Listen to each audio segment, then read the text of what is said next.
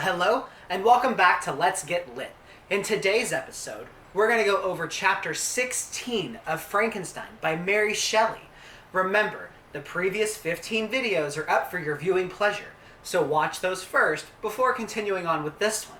Alright, we ready to see what happens to the creature after he tries to meet the cottagers? Well, let's see what happens. Alright guys, so in Chapter 16, the creature tells Victor that after this incident, he's super upset. He just wants to destroy everything. So he tells Victor that he goes into the forest and he just loses it. I mean, he smashes things and he just gets all of his anger out and he eats a few berries and then he falls asleep. And the next day he wakes up, calms himself down, and goes back to the cottage. When he goes back to the cottage, he sees Felix and a stranger standing at the front door. And Felix tells this stranger that he's no longer safe here. He's not living here. Him and his family are moving. His father's in danger. They're out of here. And after that moment, the creature never sees Felix or the family again. And this really upsets him because he's grown to love these people. I mean, he's watched them for 1.5 years, almost 2 years.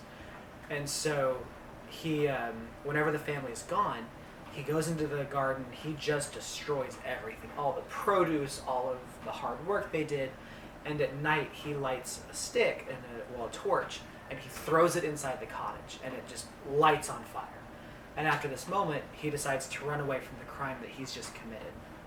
So when he's in the forest, he gets this plan, and he thinks, you know what? I'm going to find my creator. So with the lab notes that he had in his pocket, he figures out that he needs to go to Geneva. That's where Victor is at.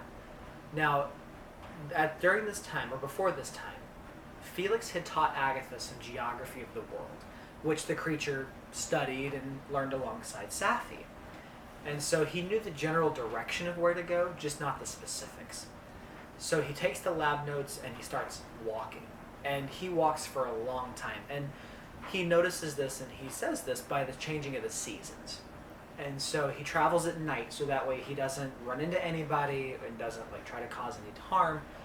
But one day he's just so tired that he falls asleep at night, and he wakes up during the day. So he travels during the day, and it's springtime.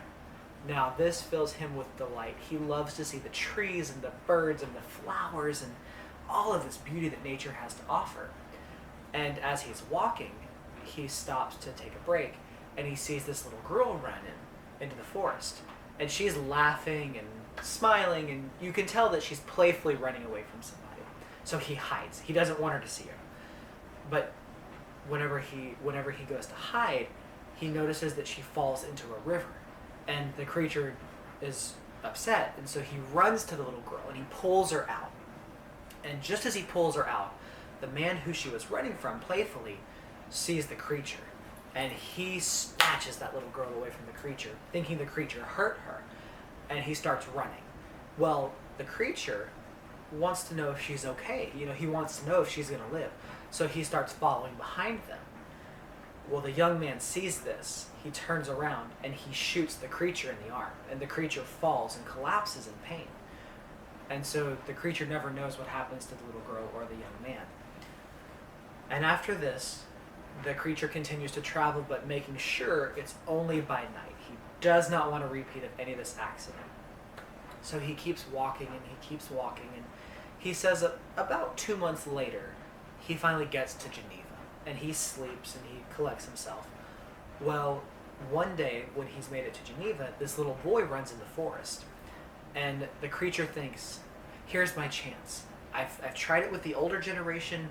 Maybe if I can find a child and teach this child that I'm not this horrible monster. I'm just confused, and maybe this is my way to talking to the masses or talking to the human civilization.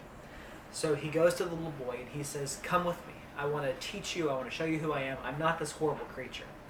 Well, the little boy has none of it. The little boy is like, get away from me. I want nothing to do with you. You're a horrible, ugly monster.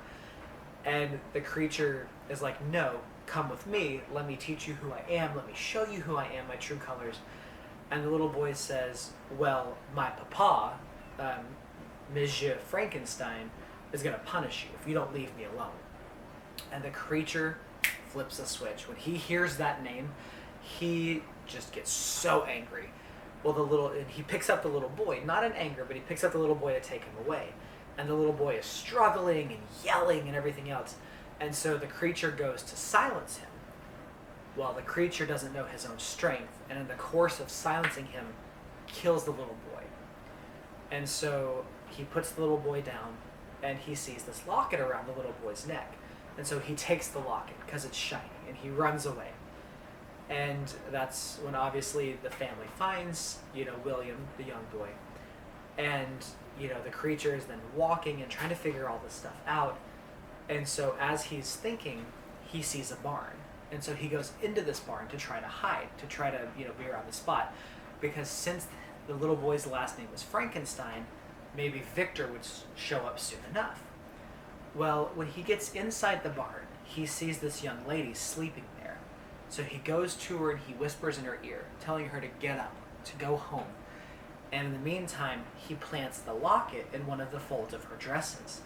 Now, you guys know from previous chapters, this is Justine. So that's how the locket ends up inside of her dress. And so she gets up and she goes back to the house, and he haunts that spot for the next few days, hoping to see Victor, hoping to, talk to him and tell him what's going on and everything else.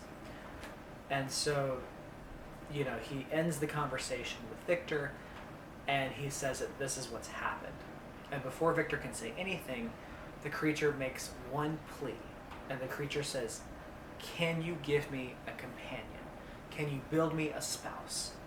Because with all the troubles that have been going on and all the heartache and everything else, he has no one to be with. He wants someone who he can talk to, someone who's just like him that he can share his frustrations with. And that's pretty much where chapter 16 ends. So guys, I hope you've enjoyed this. Be on the lookout for the next chapter, which is chapter 17. Guys, we're already halfway through with this book. I think we've only got 8 chapters left. So, I hope you guys are enjoying this. I hope you guys are learning a lot. And please comment, like, share, subscribe down below. We want to hear from you guys. We love you guys. And we hope you have a great rest of your day. So, alright, we'll see you soon. And as always, guys, stay lit.